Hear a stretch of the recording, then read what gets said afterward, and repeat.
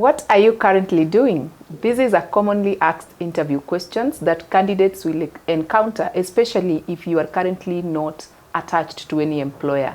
Join me in this discussion as we unpack some of the best approaches to which you can be able to tackle this kind of question during an interview.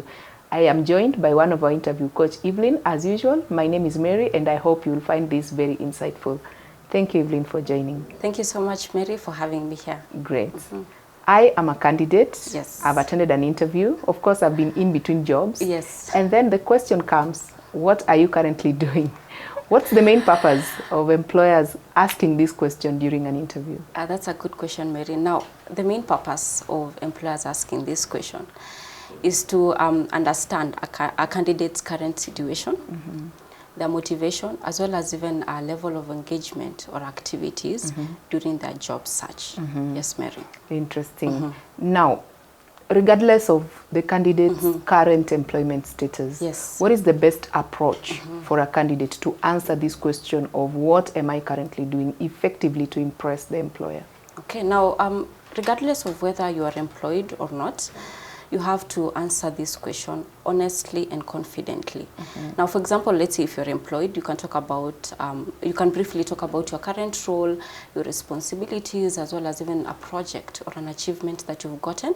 But now, if you're not employed, here you need to discuss more about any professional development activities that you have been engaged in, any job search efforts, or even any other productive uses of your time.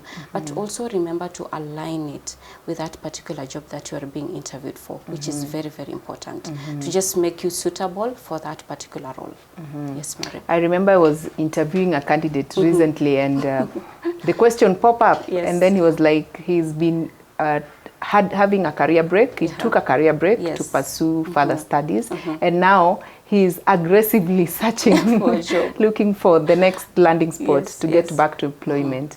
Interesting. Yes. So what are some of the common mistakes that you have observed as a coach that maybe candidates or job seekers should avoid when answering this question of what are you currently doing?